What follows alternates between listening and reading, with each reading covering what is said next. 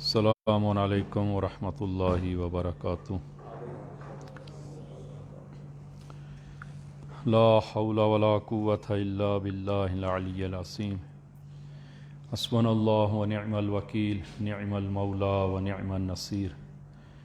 اعوذ باللہ من الشیطان الرجیم، بسم اللہ الرحمن الرحیم۔ الحمد للہ رب العالمین بارئ الخلائق اجمعین، ثم الصلاة والسلام على حبیبہ ونبیہ وحافظ سرہ ومبلغ رسالاتہ سیدنا ومولانا ابی القاسم محمد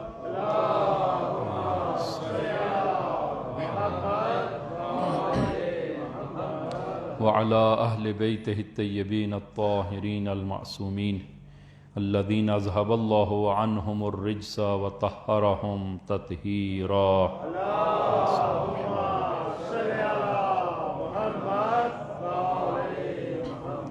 اللہم صل علی محمد وآل محمد۔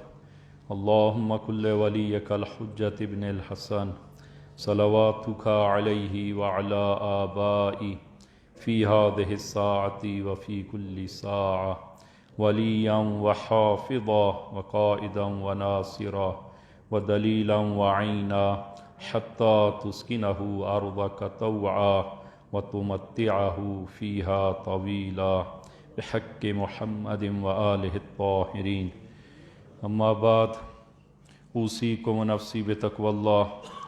عزیزان، خطبہ اول میں اپنے آپ کو اور آپ عزیزان کو تقوی الہی کی وصیت کرتا ہوں کہ انشاءاللہ خداوند عالم یہ تقوی ہم سب کو عنایت فرمائے، اور خداوند عالم امام زمان عجل اللہ تعالی فرجہ الشریف کے ظہور میں تعجیل فرمائے، اور آئندہ ہم ان کی اقتداء میں جمعہ ادا کریں انشاءاللہ۔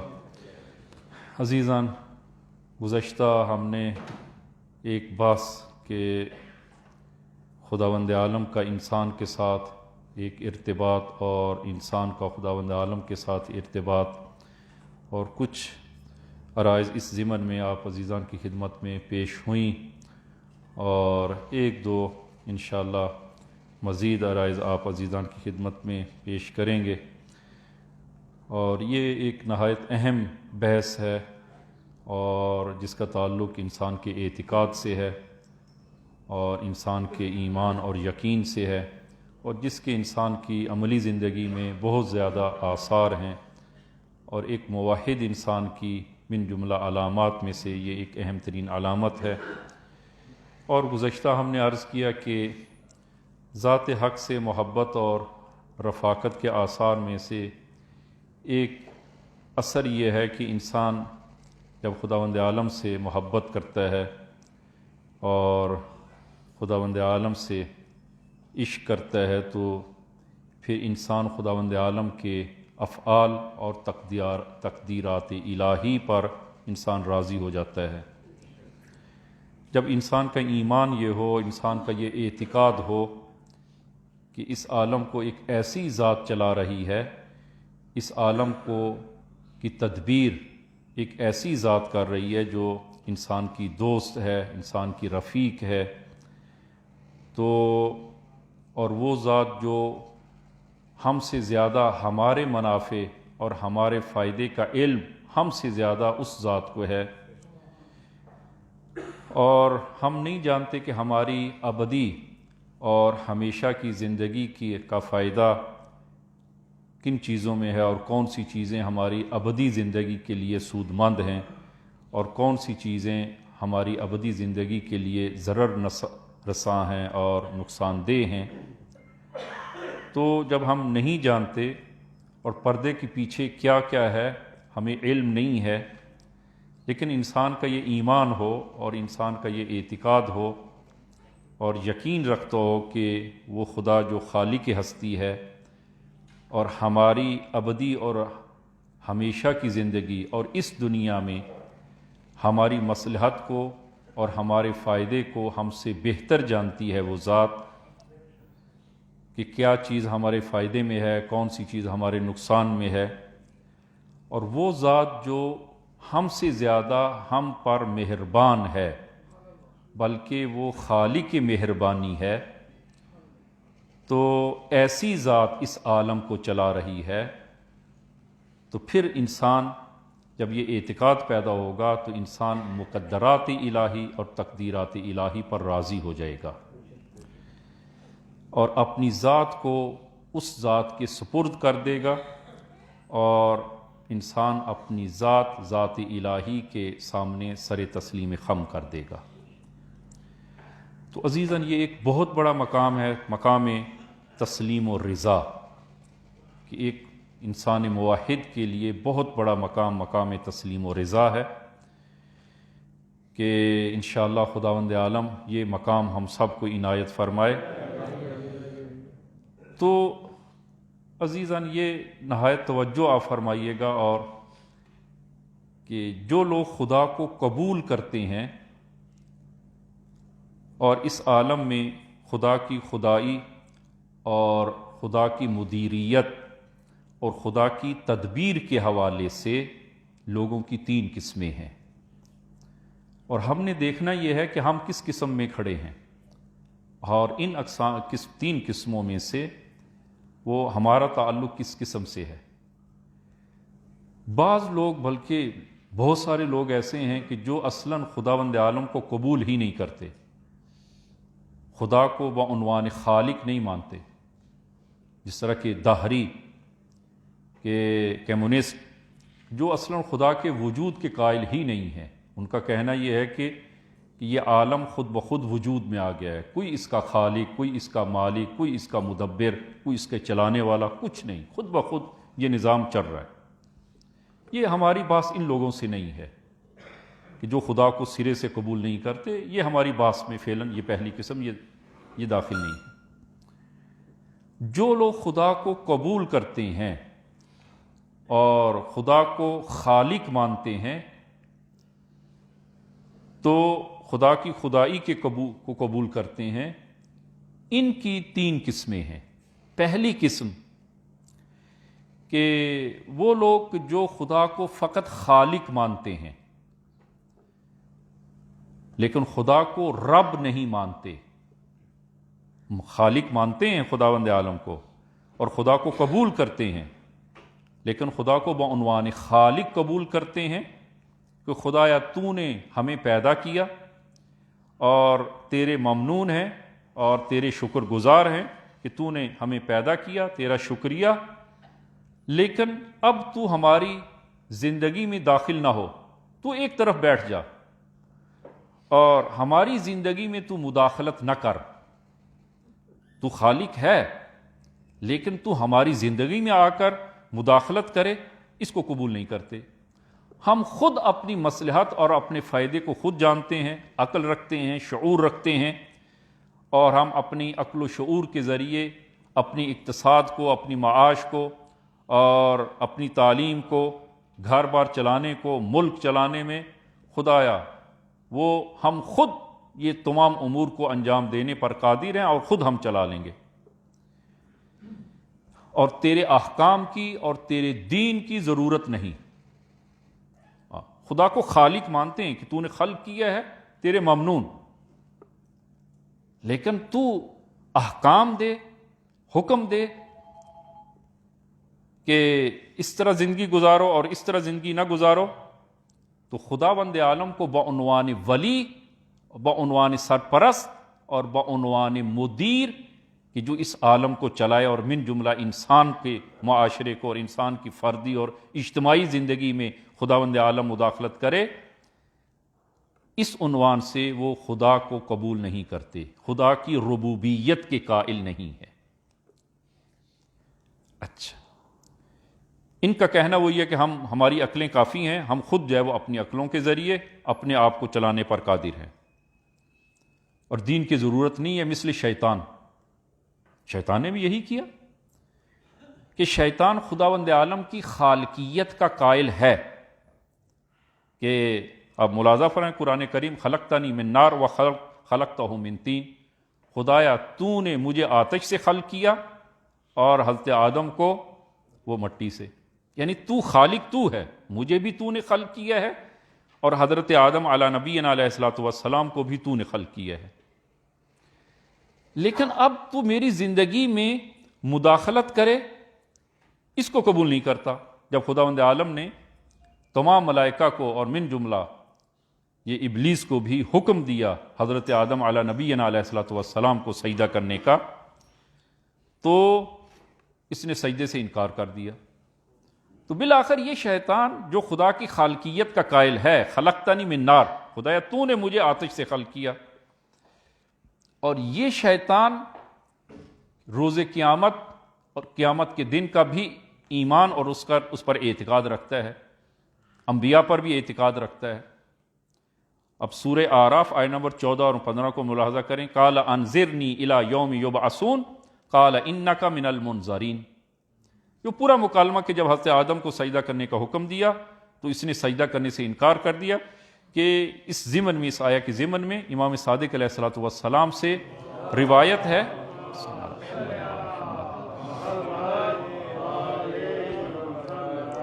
کہ روایت جو ہے وہ ذرا طولانی ہے۔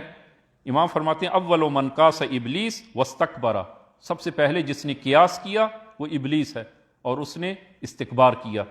والاستکبار هو اول معصیت عصی اللہ، یہ استکبار وہ پہلا گناہ ہے کہ جو وہ روئے زمین پر اور جو خداوند عالم کی معصیت، سب سے پہلی معصیت جو خداوند عالم کی گئی ہے وہ استکبار ہے، تکبر اور خداوند عالم کے حکم کا انکار، کہ هو اول معصیت عصی اللہ بہا قال فقال ابلیس یا رب اعفنی من السجود لآدم، خدایا مجھے حضرت آدم کو سجدہ کرنے سے معاف فرما، وَأَنَا أَعْبُدُكَ عِبَادَةً لَمْ يَعْبُدْكَهَا مَلَكٌ مُقَرَّبٌ وَلَا نَبِيٌّ مُرْسَلٌ، مجھے حضرت آدم کو سجدہ کرنے سے معاف فرما اور میں تیری ایسی بندگی اور عبادت کروں گا کہ نہ کوئی مقرب فرشتہ وہ بندگی کر سکے اور نہ ہی کوئی نبی مرسل وہ بندگی کر سکے، ایسی بندگی کروں گا، لیکن حضرت آدم کو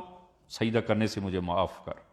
قال اللہ تعالی لا حاجت لی الی عبادتک، فرمایا کہ مجھے تیری بندگی اور عبادت کی حاجت اور ضرورت نہیں، انما ارید ان اعبد من حیث ارید لا من حیث ترید، فرمایا کہ میں چاہتا ہوں کہ میری تو اس طرح بندگی کر جس طرح میں چاہتا ہوں، نہ کہ وہ بندگی جو تو چاہتا ہے۔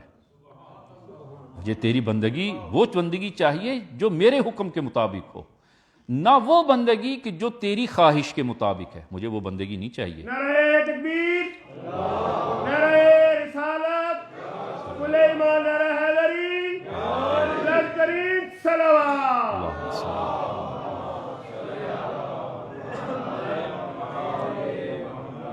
تو عزیزاً یہ شیطان خدا کی خالقیت کا قائل ہے اور خدا کو خالق مانتا ہے اور روز قیامت پر ایمان رکھتا ہے، انبیاء پر بھی ایمان رکھتا ہے، تو پھر یہ شیطان کی مشکل کیا تھی؟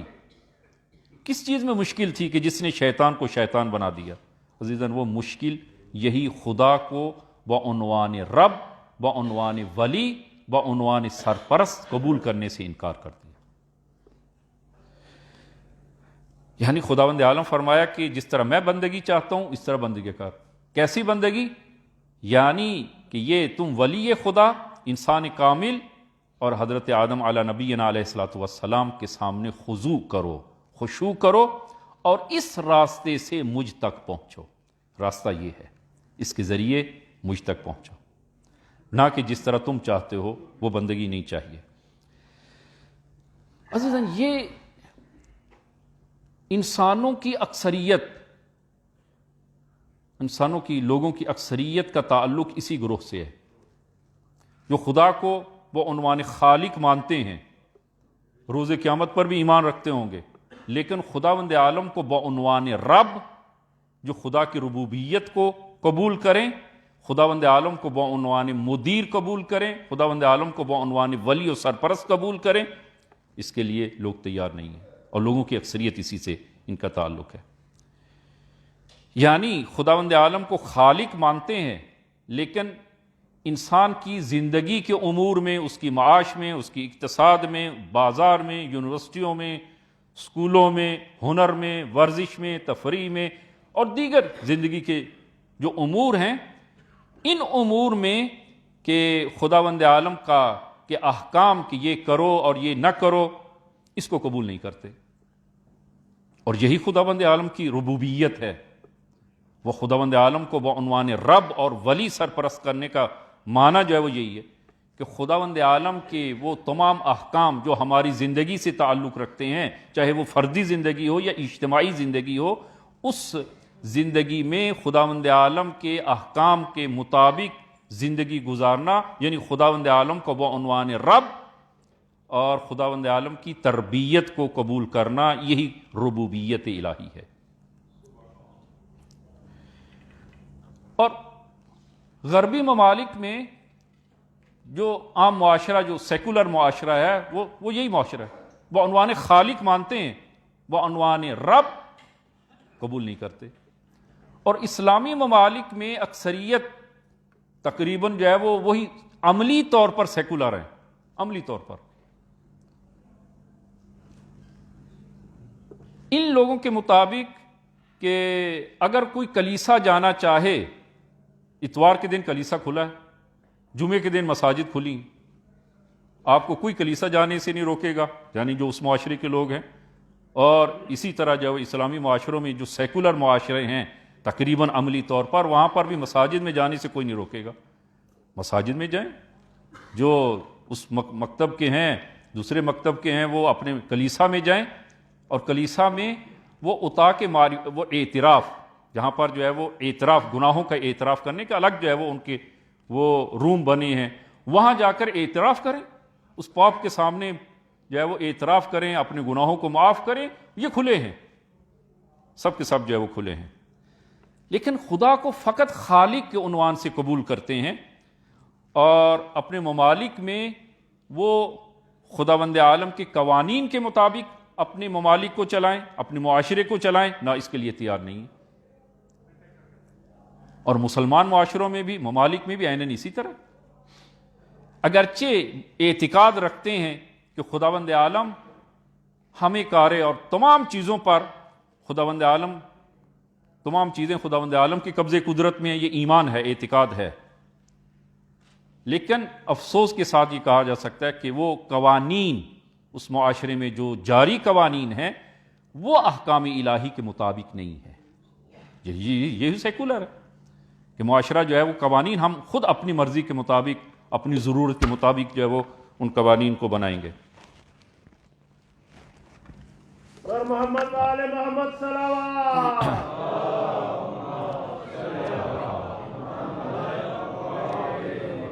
یعنی خداوند عالم کی مدیریت اور سرپرستی کو قبول نہیں کریں گے جو شیطان نے کیا ہے۔ اور شیطان کے بارے میں قرآن کیا فرماتا ہے؟ وَكَانَ مِنَ الْكَافِرِينَ، یہ کافرین میں سے تھا، یہ کافر تھا۔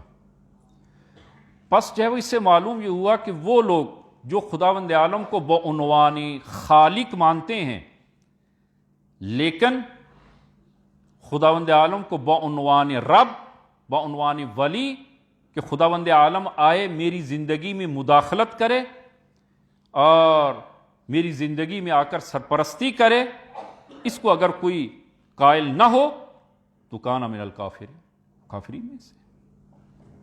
خداوند عالم کو بعنوان خالق ماننے کے ساتھ ساتھ بعنوان رب، کہ وہ ولی ہے، سرپرست ہے، اور رب مالک ہونے کے ساتھ ساتھ مربی ہے، کہ وہ انشاءاللہ وہ دوسری قسم میں تفصیل اس کی جو ہے وہ عرض کریں گے۔ یہ پہلا گروہ ہے کہ جو خداوند عالم کو بعنوان خالق مانتا ہے، بعنوان رب نہیں مانتا۔ اور ممکن ہے کہ اعتقاد اس کا ہو، یعنی زبان کے لحاظ سے وہ کہے، لیکن عملی طور پر خداوند عالم کی ربوبیت اس کے عمل اور کردار میں نہ ہو۔ یہ پہلا گروہ۔ دوسرا گروہ جو خداوند عالم کو خالق مانتا ہے، خداوند عالم کو رب بھی مانتا ہے، دستورات الہی اور تقدیرات الہی، لیکن مشکل اس گروہ کی کیا ہے کہ خالق بھی مانتا ہے، رب بھی مانتا ہے کہ خدا میرا ولی ہے، سرپرست ہے، میرا رب ہے، لیکن یہ جو دستورات الہی ہیں یہ تمام کے تمام خدا، کیونکہ جب خدا رب ہے تو وہ دستورات بھی، وہ احکام بھی وہی جاری کرے گا اور تقدیرات بھی وہی ذات مقدر کرے گی، یہ بھی مانتا ہے۔ لیکن مشکل اس گروہ کی کیا ہے کہ یہ ان تقدیرات الہی اور ان دستورات الہی پر راضی نہیں ہے، یہ مشکل ہے، اور شاید وہ ہماری اکثریت کا تعلق اسی گروہ سے ہو۔ اب عملی زندگی میں آپ دیکھیں، ملاحظہ کریں، کیا میرا تعلق جو ہے وہ کیا اس گروہ سے تو نہیں، جو خدا کو خالق بھی مانتا ہے، خدا کو رب بھی مانتا ہے، لیکن تقدیرات الہی پر راضی نہیں ہے، دستورات الہی کو قبول کرنے کے لیے آمادہ نہیں ہے، عملی طور پر قبول نہیں کرتا۔ اچھا، کہ یہ گروہ دوم جو خدا کو خالق بھی مانتا ہے، ولی بھی مانتا ہے، رب بھی مانتا ہے، اللہ ولی الذین آمنوا یخرجہم من الظلمات الی النور، خدا ولی ہے جو لوگوں کو ظلمت سے نور کی طرف لاتا ہے، یہی تربیت رب۔ اچھا، یہ تمام چیزیں اور تمام عالم خداوند عالم کے قبضے قدرت میں ہے، انسان کا ایمان ہے، مومنین کا، مسلمانوں کا ایمان ہے، تمام مقدرات خدا کے ہاتھ میں ہے، یہ بھی ایمان ہے، چاہے وہ مقدرات عالم تکوین کے مقدرات ہوں یا عالم تشریع کے مقدرات ہوں۔ عالم تکوین کے مقدرات یعنی عالم ہستی کے جتنے مقدرات ہیں، جیسے جو ہے وہ اس نظام کا چلانا خدا کے ہاتھ میں ہے، اور موت دینا عالم تکوین کے مقدرات میں سے، موت خدا کے ہاتھ میں ہے، رزق خدا کے ہاتھ میں ہے، حیات خدا کے ہاتھ میں ہے، اسی طرح بیماری خدا کے ہاتھ میں ہے، شفا خدا کے ہاتھ میں ہے۔ یہ عالم تکوین کے جتنے مقدرات ہیں یہ خدا کے ہاتھ میں ہے، یہ مانتا ہے۔ اور عالم تشریع، شریعت کے جتنے مقدرات ہیں، جتنے احکام اور دستورات ہیں، یہ بھی خدا کے ہاتھ میں ہے، کہ قانون گزار، حلال و حرام کا معین کرنے والا اور قانون گزار ذات اقدس حق ہے، مانتا ہے۔ اسی طرح جو ہے وہ کہ یہ کام تم اس طرح کرو اور اس طرح تو حلال ہے، اس طرح کرو گے تو حرام ہے، تجارت اگر اس طرح کی تو حلال ہے، تجارت اگر سود اور اس کے ذریعے تجارت کی تو حرام ہے، نکاح تمہارا اس طرح ہونا چاہیے، طلاق تمہاری اس طرح ہونی چاہیے، یہ تمام دستورات اور احکامات یہ بھی کیا ہیں؟ یہ عالم تشریع کے تمام مقدرات اور دستورات یہ خدا کے ہاتھ میں ہے۔ یہی وہی ربوبیت، خداوند عالم کی ربوبیت کا معنی یہی کہ انسان کی زندگی میں کہ جو چاہے زندگی فردی زندگی ہو یا اجتماعی زندگی ہو، اس میں جتنے قوانین ہیں فردی زندگی کے، اجتماعی زندگی کے، خانوادگی زندگی کے، وہ تمام کے تمام خداوند عالم، وہ دستورات خداوند عالم کی جانب سے ہیں۔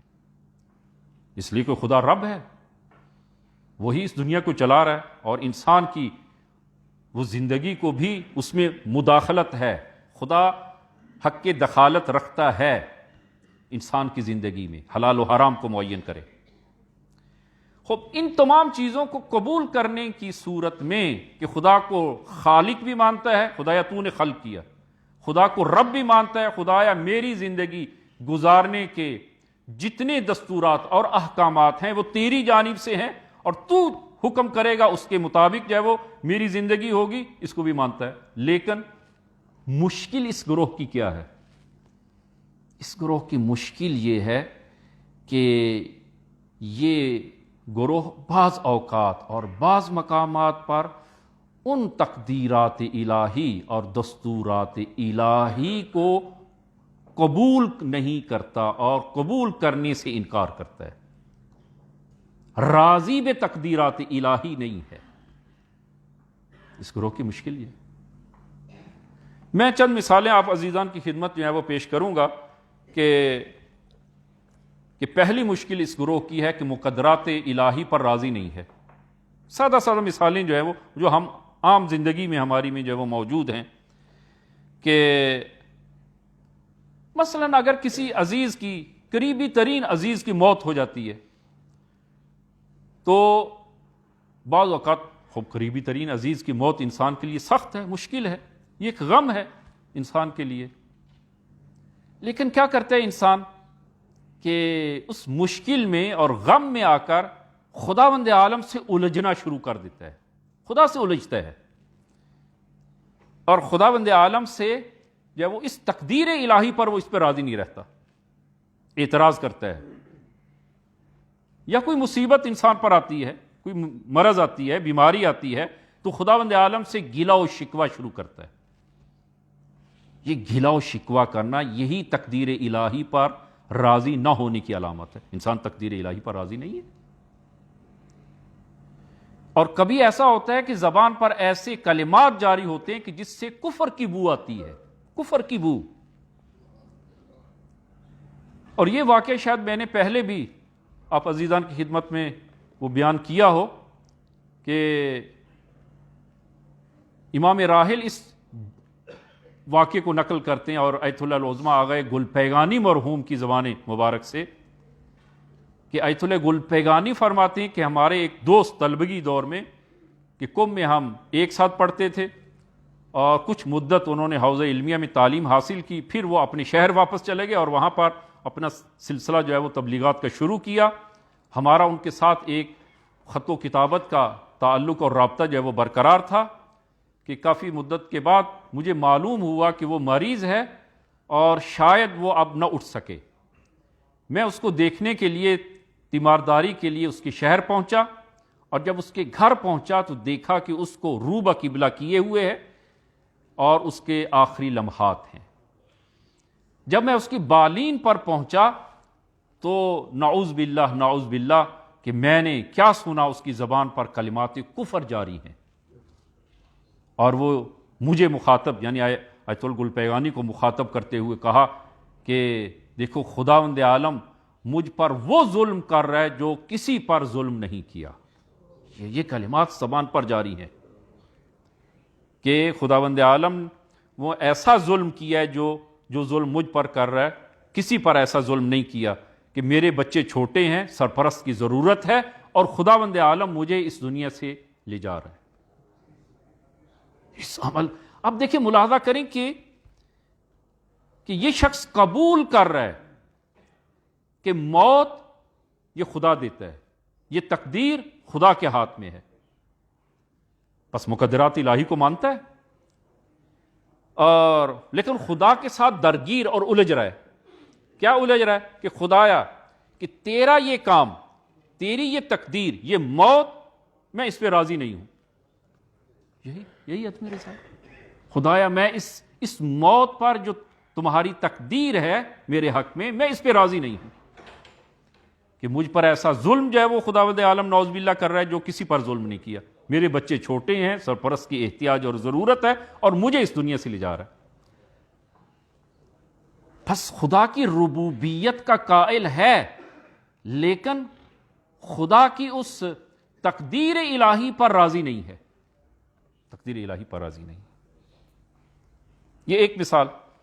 دوسری مثال آپ ملاحظہ فرمائیں کہ جو واقعات پیش آئے ہیں، اور عام طور پر وہ ممکن ہے آپ کے مشاہدے میں بھی ایسی چیزیں جو ہے وہ ہوں، کہ ایک بزرگوار وہ نقل فرماتے ہیں کہ بیمارستان میں نے دیکھا کہ ایک خاتون جس کا کوئی قریبی عزیز آپریشن تھیٹر میں اس کو لے گئے ہیں، اور سخت مریض ہے، آپریشن کے لیے اس کو لے گئے ہیں، اور وہ آپریشن تھیٹر کے باہر بلند آواز سے خدا سے یہ مناجات کر رہی ہے.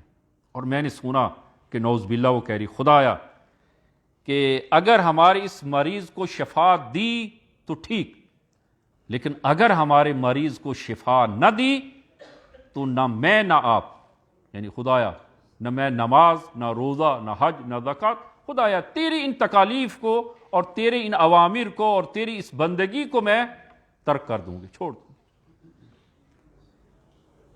اور یہ ہوتا ہے، یہ معاشرے میں دیکھنے میں آتا ہے کہ ہمارے اس مریض کو خدا شفا دے، اگر شفا نہ دی تو نہ میں نہ آپ، یعنی میرا تجھ سے کوئی تعلق نہیں، میرا کوئی تعلق. تو آپ ملاحظہ کریں کہ یہ ایسا انسان جو یہ کہہ رہا ہے کہ اگر خدایا تو نے شفا دی تو ٹھیک، یعنی شفا تو دیتا ہے، اس تقدیر الہی، خدا کی ربوبیت اس کی قائل ہے، اس تقدیر الہی کی قائل ہے کہ شفا تیرے ہاتھ میں ہے، تو شفا دیتا ہے، اور اقرار کرتی ہے اس کی، لیکن کس چیز کو قبول نہیں کر رہی؟ اس تقدیر الہی پر راضی نہیں ہے کہ اگر شفا نہ دی تو میں اس کو قبول نہیں کرتی. یعنی خدایا، یعنی دوسرے الفاظ میں، یعنی خدایا جو میں کہہ رہی ہوں یا میں کہہ رہا ہوں، خدایا تو اس کو قبول کر، تو اس پر عمل کر، جو میں کہہ رہا ہوں خدایا تو اس پر عمل کر. یعنی میں خدائی کروں نہ کہ تو خدائی کرے. یہ بہت بڑی کلام ہے، بہت بڑی بات ہے کہ میں خدائی کروں نہ کہ تو خدائی کرے، کہ اگر شفا دی تو میں تیری اس تقدیر پر راضی ہوں، اگر شفا نہ دی تو تیری اس تقدیر پر راضی نہیں ہوں. خدا کی تقدیر پہ راضی نہیں.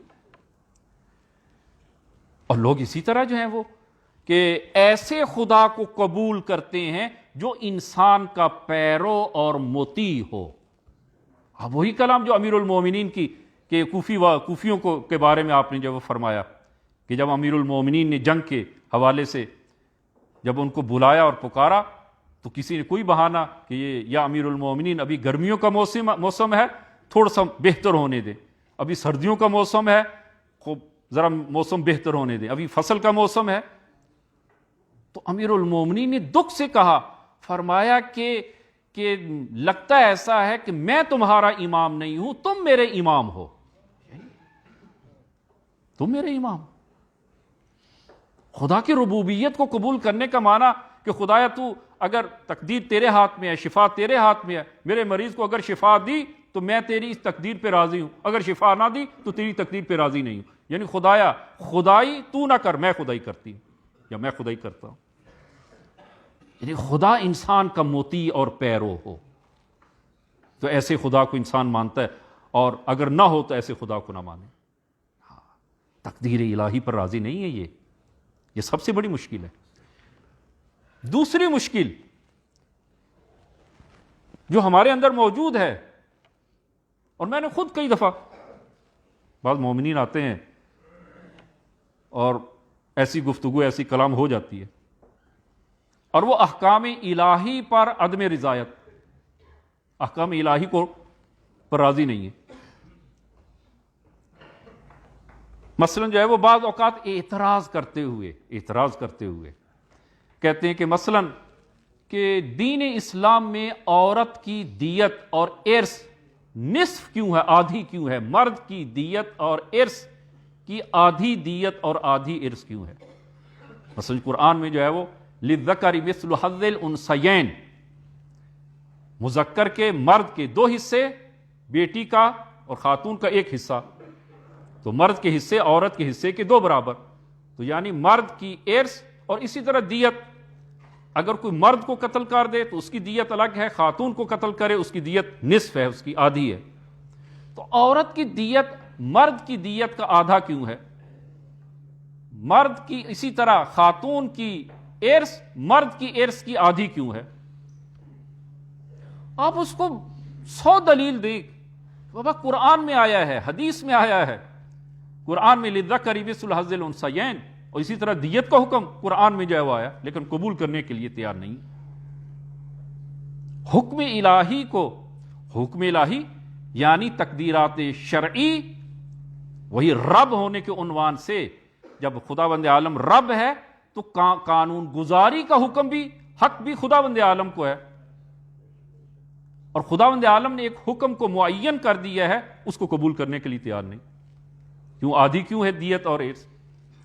یہ بات سمجھنے کی بات ہے کہ اسلام میں کچھ وہ ارزشیں اور قیمت ہے ایک انسان ہونے کے عنوان سے. خاتون اور مرد میں انسان اور خدا کا قرب کے لحاظ سے مرد و زن میں کوئی فرق نہیں ہے. اسلام میں کوئی فرق نہیں. خاتون ہو یا مرد ہو، خدا کا قرب اور تقوی الہی کے لحاظ سے کہ مرد کو زیادہ تقوی حاصل ہو اور خاتون کو تقوی کمتر ہو، نہ کوئی فرق نہیں ہے. اب قرآنی آیات کو سورہ نحل آیت نمبر 97 من عامل صالحا من ذکر او انثى وهو مؤمن فلنحيينه حیاتا طیبتا ولنجزینہم اجرہم باحسن ما كانوا يعملون. فرمایا کہ جو عمل صالح کرے چاہے مرد ہو یا خاتون ہو. یہاں پر قرآن نے تصریح کی. اکثر عام طور پر قرآن کی یہ روش ہے کہ جب احکام کو بیان کیا جاتا ہے مردوں کو مخاطب قرار دیا جاتا ہے. اقیموا الصلاۃ وآتوا الزکاۃ، یہ اقیموا الصلاۃ یہ مذکر کا صیغہ ہے، لیکن نماز اور زکوٰۃ فقط مردوں پر واجب ہے یا خواتین پر بھی؟ خواتین پر بھی واجب ہے. لیکن حکم احکام الہی جب قرآن میں ذکر ہوئے ہیں وہاں پر خطاب مردوں کو ہے، لیکن خواتین بھی برابر کی شریک ہیں ان احکام میں. لیکن یہاں پر، اور اسی طرح دوسری آیت کی تلاوت کریں گے، وہاں پر آپ ملاحظہ کریں گے کہ وہاں مرد اور زن خاتون کو بطور خاص خداوند عالم نے ذکر کیا ہے. کہیں کسی کو شبہ نہ ہو جائے کہ تقوی کے لحاظ سے فقط مرد ہی آگے ہیں، نہ. من عامل صالحا من ذکر او انثى، جو عمل صالح کرے چاہے مذکر ہو یا مؤنث ہو، مرد ہو یا عورت ہو، وہو مومن، البتہ ایمان شرط ہے، مومن ہونا چاہیے وہ مرد یا خاتون. فلنحیینہ حیاتا طیبہ، ہم ان کو پاکیزہ زندگی عنایت کریں گے. وَلَنَجْزِيَنَّهُمْ أَجْرَهُمْ بِأَحْسَنِ مَا كَانُوا يَعْمَلُونَ، اور وہ عمل جو عمل کریں گے ہم ان کو بہترین جزا عنایت کریں گے، چاہے مرد ہو یا خاتون ہو. یہ الہی اور ایک الہی ارزش اور قیمت مرد اور خاتون اس لحاظ سے برابر ہے. ایک سورہ احزاب آیت نمبر 35 کہ جو ایک الہی ارزشیں ہیں اس لحاظ سے عورت اور مرد میں کوئی فرق نہیں ہے، کوئی فرق نہیں. یہ ان المسلمین والمسلمات والمؤمنین والمؤمنات والقانتین والقانتات والصادقین والصادقات والصابرین والصابرات والخاشعین والخاشعات، یہ وہ مرد خاتون مرد خاتون سب کا ذکر ساتھ ساتھ ذکر کیا ہے. والمتصدقین والمتصدقات والصائمین والصائمات والحافظین فروجہم والحافظات والذاکرین اللہ کثیرا والذاکرات اعد لہم. یہ 7-8 خصوصیات کی یہ نیک مرد نیک خواتین اور روزہ دار مرد روزہ دار خواتین اور انفاق کرنے والے مرد انفاق کرنے والی خواتین، ذکر کرنے والے مرد ذکر کرنے والے، یہ تمام صفات میں سب برابر ہیں. فرمایا اعد اللہ لہم مغفرۃ واجرا عظیما، خداوند عالم نے سب کے لیے اجر عظیم قرار دیا. تقوی اور خداوند عالم کی اس قربت کے لحاظ سے خاتون اور مرد میں فرق نہیں ہے. تو یہ ارث میں فرق، یہ ارث میں یہ فرق جو قرار دیا گیا ہے، یہ عورت کی ارزش اور وہ مرد کی ارزش اور عورت کی ویلیو مرد کی ویلیو کے لحاظ سے یہ فرق نہیں ہے، بلکہ یہ فرق جو ہے وہ جو دین اسلام نے قرار دیا ہے ارث اور دیت میں، یہ ایک اقتصادی ویلیو ہے، ایک اقتصادی ارزش ہے جس کے لحاظ سے مرد اور خاتون میں خداوند عالم نے فرق قرار دیا دین اسلام. چونکہ عام طور پر اور طول تاریخ میں خانوادے کی اقتصاد کا ذمہ دار مرد کو قرار دیا ہے کہ خاتون کی اقتصادی ذمہ داری مرد پر واجب ہے، لہذا اگر کوئی مرد کو قتل کر دے یا مرد کا کوئی نقصان ہو جائے، ایکسیڈنٹ ہو جائے اور اس کی رحلت ہو جائے تو اس خانوادے کی اقتصادی ویلیو کو نقصان پہنچا ہے، لہذا اس کی دیت بھی زیادہ قرار دی خداوند عالم نے. جبکہ مقابل میں خاتون کی اقتصادی ویلیو، چونکہ اس پر کسی خاندان کے اقتصاد کو سنبھالنا اور اس کو پورا کرنا خاتون پر واجب نہیں ہے، مرد پر واجب ہے کہ وہ خانوادے کو اس کے تمام اخراجات کو پورا کرے. لہذا یہ جو فرق ہے خاتون اور مرد میں اس کی ارث اور دیت میں اقتصادی ویلیو کے لحاظ سے ہے، نہ کہ انسانی اور الہی ویلیو کے لحاظ سے کوئی فرق نہیں. لیکن اس کو عام لوگ نہیں سمجھتے، لیکن اعتراض کرتے ہیں خدا کی اس ربوبیت پر، احکام الہی اور دستورات الہی پر جب اعتراض کیا جاتا ہے. یہ خاتون کی دیت مرد کی دیت اور خاتون کی ارث مرد کی ارث سے کم کیوں ہے؟ عزیزان یہ انسانی ویلیو نہیں ہے، یہ اقتصادی ویلیو ہے، لہذا اس اعتبار سے اسلام میں اس میں فرق قرار دیا۔ یہ ایک اشکال جو ہے وہ، لیکن اگر آپ ملاحظہ کریں بعض جہاز سے ممکن ہے بعض خواتین بہت سارے مردوں سے کہیں آگے ہوں، مقامات کے لحاظ سے آگے ہوں، بڑھ کر ہوں، تقوی کے لحاظ سے اور قرب الہی کے لحاظ سے وہ بہت سارے مردوں سے آگے ہوں، کہ جناب حبیب اللہ کاشانی، مرزا حبیب اللہ کاشانی، ان کا ایک واقعہ کہ ایک عالم ہیں، فقیہ ہیں، اور عالم اور فقیہ ہونے کے ساتھ ساتھ وہ مجالس امام حسین بھی پڑھتے تھے، اور ان کے بارے میں نقل ہوتا ہے کہ محرم الحرام کے پہلے عشرے میں ایک بوڑھی خاتون نے ان کا راستہ روکا اور کہا کہ مرزا حبیب اللہ، ہمارے گھر بھی مجلس ہے اور میں چاہتی ہوں کہ اس مجلس امام حسین آپ پڑھیں۔ جناب حبیب اللہ کاشانی نے عرض کیا کہ مادر جان، کہ میں نے تقریباً کچھ 6 مجالس کا وعدہ کیا ہے اس محرم میں، اور میرے پاس وقت نہیں ہے کہ میں مجلس پڑھوں۔ اس بوڑھی ماں نے اصرار کیا کہ نہ، آپ ہی ہماری مجلس پڑھیں۔ تو میں نہیں چاہتا تھا کہ اس بوڑھی خاتون کا دل توڑوں، لہذا میں نے ایک ایسے وقت کا پیشنہاد کی اور ایک ایسا وقت ان کے سامنے رکھا کہ وہ بوڑھی خود ہی انکار کر دے۔ میں نے کہا کہ اگر آپ اصرار کرتی ہیں تو میرے پاس دوپہر 2 بجے کا وقت ہے، گرمیوں کے 2 بجے، سخت گرمی ہے، 2 بجے ظاہر عام طور پر استراحت کا وقت ہوتا ہے، مجالس کا وقت نہیں ہوتا۔ تو یہ بوڑھی شاید یہ وقت 2 بجے کا وقت سن کر خود بخود جو ہے وہ انکار کر دے کہ نہ، یہ وقت اچھا نہیں ہے، بس رہنے دے۔ نہ، بوڑھی نے جب سنا کہ 2 بجے کا وقت ہے، کہا کہ ہاں بہت اچھا وقت ہے، بہت اچھا وقت، اسی وقت آپ آئیں۔ اب یہ خود انہوں نے جو ہے وہ وعدہ کیا ہے کہ 2 بجے کا وقت ہے، اب جو ہے وہ ان کو آنا پڑا۔ پہلی محرم سے انہوں نے 2 بجے اس بوڑھی کے گھر جو ہے وہ مجالس شروع کی، تو 5-6 خواتین سے زیادہ وہ سننے والی نہیں تھی۔ یہ دل ناخواستہ جو ہے وہ آتا رہا، مجالس پڑھتا رہا۔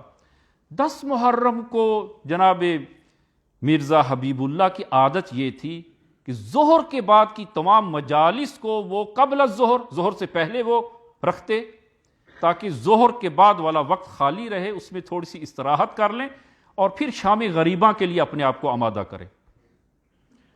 تو اس نے باقی تمام مجالس کو ظہر سے پہلے کا وہ انہوں نے کہہ دیا، اور ظہر سے پہلے مجالس وہ پڑھ دی، اور بوڑھی خاتون کی مجلس کو ظہر سے پہلے پڑھنے کو بھول گئے، اور چونکہ زیادہ اہمیت بھی نہیں دے رہے تھے تو بھول گئے، اور اس کو اطلاع بھی نہیں کی کہ آج جو ہے وہ ظہر 2 بجے مجلس نہیں ہوگی، یا پہلے ہوگی یا آج مجلس نہیں ہوگی۔ اب جو ہے وہ ظہر کے وقت انہوں نے مجالس ختم کی، کھانا کھایا، استراحت کے لیے لیٹ گئے۔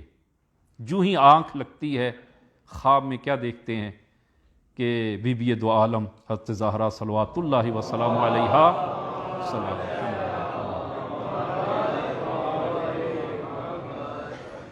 ان کی خواب میں آتی ہیں اور کہتی ہیں مرزا حبیب اللہ، تم نے اس بوڑھی خاتون کے ساتھ وعدہ کیا تھا 2 بجے مجلس پڑھنے کا، اور تم نے اسے نہیں بتایا کہ 2 سے پہلے یہ مجلس جو ہے وہ ہوگی، اور تم اس کی مجلس نہیں پڑھ رہے، وہ منتظر ہے، جاؤ اس کی مجلس پڑھو۔ کہتے میں جلدی سے اٹھا، فوراً لباس تبدیل کیا، اور اس بوڑھی خاتون کے گھر تک کچھ فاصلہ تھا، بھاگتا بھاگتا میں وہاں پہنچا۔ دور سے میں نے دیکھا کہ وہ بوڑھی خاتون گھر سے نکلتی ہے، گلی میں آتی ہے، پھر جاتی ہے، پھر گلی میں آتی، پھر جاتی۔ جب قریب پہنچا تو بوڑھی خاتون نے کہا کہ مرزا حبیب اللہ، تم کہاں تھے، کیوں اتنی دیر کر دی؟ بی بی زہرا مجلس میں تشریف فرما، خود بی بی زہرا تشریف فرمائے۔ مرزا حبیب اللہ کہتے کہ میں نے اپنے سر پر ہاتھ مارا کہ میں جس کو خواب میں دیکھ رہا تھا، یہ بوڑھی خاتون اس کو بیداری میں دیکھ رہی ہے، بیداری میں دیکھ رہی ہے۔ عزیزاً، قرب کے لحاظ سے مرد و زن میں فرق نہیں ہے. ممکن ہے بہت ساری خواتین ہم سے آگے ہوں، ہم سے آگے ہوں. یہ حکم جو یہ حکم الہی، احکام الہی کو بدون چوں چراں قبول کریں. ربوبیت خدا کا معنی یہ ہے احکام الہی کو قبول کریں. ممکن ہے کہ یہ حکم الہی میری سمجھ سے بالاتر ہو، یا اب وقت نہیں رہا کہ میں بیشتر اس کی توضیح اور تفصیل جو ہے وہ عرض کروں کہ بعض اوقات دوسرے الفاظ میں اعتراض کیا جاتا ہے. بعض لوگ کہتے ہیں کہ آقا اس حکم کا فلسفہ جب تک مجھے معلوم نہ ہو میں اسے قبول نہیں کرتا. ہیں بہت سارے لوگ کہتے ہیں اس حکم کا فلسفہ جب تک مجھے معلوم نہ ہو اس حکم کا فلسفہ کیا ہے میں اس کو قبول نہیں کرتا. عزیزان آپ اس کو 100 دلیل دیں. کتنے احکام ہیں جس کا فلسفہ دین میں واضح ہوا ہے، بیان ہوا ہے. بہت سارے احکام ایسے ہیں کہ جن کا فلسفہ ذکر نہیں ہوا. امام رضا کی خدمت میں شخص آتا ہے، یا ابن رسول اللہ میں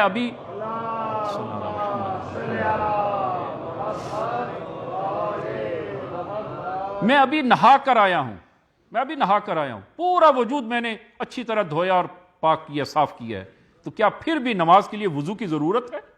وضو میں چہرے کو اور کوہنیوں کو دھونا ہے، سر اور پاؤں کا مسح کرنا ہے. تو میں تو پورے وجود کو دھو کر آیا ہوں، تو پھر وضو کی کیا ضرورت؟ ہاں بعض لوگ ہیں ایسے. وہ اسی طرح جو ہے وہ کہ خاتون اور مرد میں وہ ایک دوسرے سے جدا ہوئے یعنی ان کے آپس میں روابط جو ہے وہ 5 سال ہو گئے جو آپس میں کوئی رابطہ نہیں ہے، اور 5 سال کے بعد شوہر طلاق دیتا ہے. تو کیا اس کو عدت گزارے گی یہ خاتون؟ تو حکم کیا ہے؟ عدت گزارے.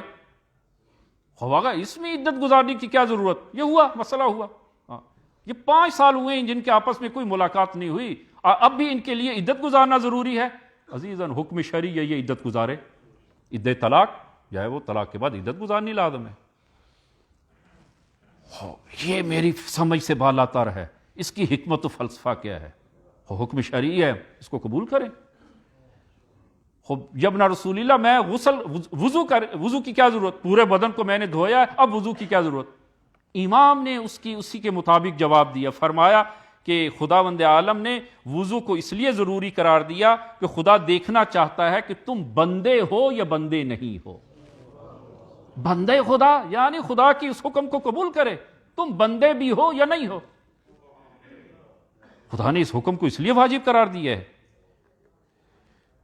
لہذا اگر کوئی یہ کہتا ہے کہ میں جب تک اس حکم کے فلسفے کو معلوم نہ کر لوں اس وقت تک قبول نہیں کرتا، تو عزیزان پھر ہم بندے عقل ہیں، خود اپنی عقل کے بندے ہیں، بندے خدا نہیں ہیں. بندے خدا نہیں ہیں. تو انسان کو کیسے جو ہے وہ خدا کے سامنے خدا کی ربوبیت یعنی خدا کی خالقیت کے قائل ہیں، خدا کی ربوبیت کے قائل ہیں، پھر تقدیرات الہی و دستورات الہی و احکام الہی کو پھر قبول کریں. پھر اس پر جو ہے وہ عدم رضایت نہ ہو. انسان تقدیرات و وہ احکام الہی و دستورات الہی پر راضی ہو، اس کو قبول کریں.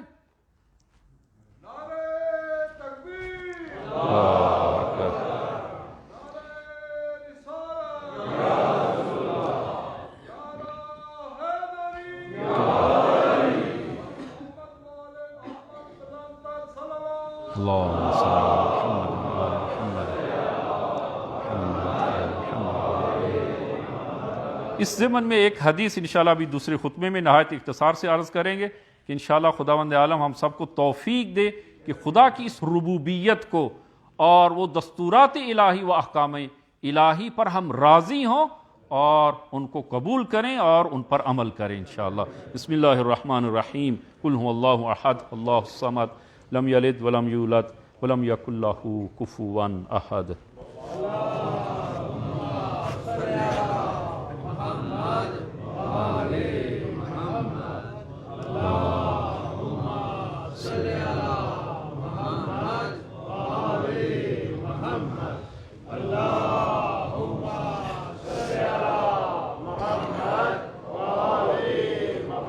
بسم اللہ الرحمن الرحیم. الحمد للہ رب العالمین والصلاة والسلام علی محمد وآلہ الطیبین الطاہرین المعصومین. اللہم صل علی محمد المصطفیٰ، اللہم صل علی علی المرتضیٰ، اللہم صل علی فاطمة الزہراء، اللہم صل علی الحسن المجتبیٰ، اللہم صلی علی الحسین شہید بکربلا، اللہم صلی علی علی بن الحسین، اللہم صلی علی محمد بن علی، اللہم صلی علی جعفر بن محمد، اللہم صلی علی موسیٰ بن جعفر، اللہم صلی علی علی بن موسیٰ الرضا، اللہم صلی علی محمد بن علی، اللہم صلی علی علی بن محمد، اللہم صلی علی الحسن بن علی، اللہم صلی علی القائم المہدی، اللہم صلی علی محمد وآل محمد وعجل فرجہم وسہل مخرجہم۔ اوصیکم ونفسی بتقوی اللہ۔ عزیزان، خطبہ دوم میں بھی اپنے آپ کو اور آپ عزیزان کو تقوی الہی کی وصیت کرتا ہوں کہ انشاءاللہ خداوند عالم یہ تقوی ہم سب کو عنایت فرمائے۔ عبداللہ ابن ابی یافور امام صادق کی خدمت میں عرض کرتا ہے کہ یہ عزیزان خدا کی ربوبیت اور ولی خدا کو قبول کرنے کا وہ جو حق ہے آپ اس حدیث میں ملاحظہ کریں۔ اور یہ عبداللہ ابن یافور کہ یہ وہ شخصیت ہیں کہ یہ امام کی وکالت جو ہے وہ ان کو حاصل تھی، اور جب ان کی رحلت ہوتی ہے عبداللہ ابن ابی یافور کی تو امام نے 3 مرتبہ فرمایا رحمک اللہ، خدا تم پر رحمت کرے۔ اور امام نے مفضل کو خط لکھا اور فرمایا کہ جو وکالت جو پہلے ہم نے وکالت عبداللہ ابن یافور کو دی تھی تو اب ان کی رحلت کے بعد، عبداللہ ابن یافور کی رحلت کے بعد یہ وکالت اب تجھے دیتے ہیں۔ اور 3 مرتبہ اس خط میں امام نے عبداللہ ابن یافور کا جب نام آیا تو 3 مرتبہ آپ نے فرمایا صلوات اللہ علیہ، صلوات اللہ علیہ، خدا کا درود و سلام ہو عبداللہ ابن یافور پر۔ امام صادق لکھ رہے ہیں عبداللہ ابن یافور کے بارے میں صلوات اللہ علیہ، صلوات اللہ علیہ کہ ابن یافور پر خدا کی صلوات و درود و سلام ہو۔ تو یہ عبداللہ ابن یافور کیسا انسان تھا اس کے بارے میں امام کی خدمت میں آتا ہے، اور اپنی اطاعت کا اور ولی خدا کے سامنے وہ جو اظہار کرتا ہے، اور مقام عمل میں بھی اسی طرح، فقط زبان کی حد تک نہیں، مقام عمل میں عرض کرتے ہیں واللہ لو فلکت رمانتن بنصفین، خدا کی قسم یبن رسول اللہ آپ ایک انار کے 2 ٹکڑے کریں اور فقلت ھذا حرام وھذا حلال، اور ایک ٹکڑے کے بارے میں آپ فرمائیں کہ یہ حرام ہے اور یہ حلال ہے، تو لشہدت ان الذی قلت حلال حلال وان الذی قلت حرام حرام، میں شہادت دوں گا کہ جس کے بارے میں آپ نے کہا کہ یہ حلال ہے وہ حلال، اور جس کے بارے میں آپ نے فرمایا یہ حرام ہے وہ حرام۔ اطاعت خداوند عالم کی اور ولی خدا کی اطاعت کا معنی یہ ہے۔ ایک انار اگر عزیزان ایک انار ایک درخت سے، ایک زمین سے اگنے والا، وہ ایک انار اگر اس کے 2 ٹکڑے کیے جائیں تو آج کے نوجوان کو اگر کہا جائے تو 2 ٹکڑے اگر حلال ہیں تو دونوں حلال، حرام ہے تو دونوں حرام۔ لیکن اطاعت کا معنی جو ہے وہ کہ یبن رسول اللہ اگر آپ فرما دیں کہ یہ ٹکڑا ایک ہی انار کا یہ آدھا ٹکڑا حلال ہے، میں اس کو حلال قرار دوں گا، حلال سمجھوں گا، اور جس کے بارے میں آپ فرمائیں کہ یہ حرام ہے میں اس کو حرام قرار دوں گا۔ اطاعت یہ بر محمد وآل محمد صلوات۔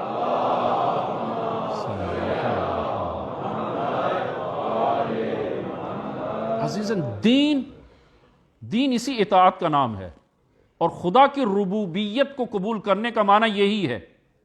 خدا کی خالقیت کو قبول کرتے ہیں، خدا کی ربوبیت کو بھی قبول کریں، اور قبول کرنے کے ساتھ ساتھ ان مقدرات الہی، چاہے وہ مقدرات تکوینی ہوں، حیات و موت و رزق و یہ مقدرات، چاہے وہ مقدرات تشریعی ہوں جیسے حلال و حرام کے مقدرات ہیں، ان کو قبول کریں، ان پہ راضی ہوں۔ ایسا نہ ہو کہ ان کا انکار کریں اور مقام عمل میں وہ ان دستورات الہی سے ہم دور ہو جائیں۔ مقدرات الہی کو قبول کریں، ربوبیت الہی کو قبول کریں۔ یہ عزیزاً ہم فقط 2 قسمیں جو ہیں وہ آپ عزیزاً تک پہنچا سکے ہیں۔ انشاءاللہ اگلے خطبے میں تیسری قسم جو ایک مومن واقعی کی جو خاصیت ہونی چاہیے وہ خاصیت کیا ہے، اس کی صفات کیا ہونی چاہیے ایک مومن واقعی، اور اس کی زندگی جو ہے وہ کیسی ہونی چاہیے، کہ انشاءاللہ وہ آئندہ خطبے میں عرض کریں گے۔ خدایا بحق امام زمان کے ظہور میں تعجیل فرما، ہم سب کو ان کے یار و انصار میں محشور فرما۔ خدایا بحق زہرا بحق امام زمان، خدایا ہم سب کو فاطمیون میں سے محشور فرما۔ تمام مومنین جو مریض ہیں شفاء کامل عنایت فرما، جو تنگ دست ہیں تنگ دستی دور فرما۔ خدایا وطن عزیز میں استحکام عنایت فرما۔ خدایا علماء اعلام کا سایہ ہمارے سروں پر قائم و دائم فرما۔ بسم اللہ الرحمن الرحیم، انا اعطیناک الکوثر فصل لربک وانحر ان شانئک هو الابتر۔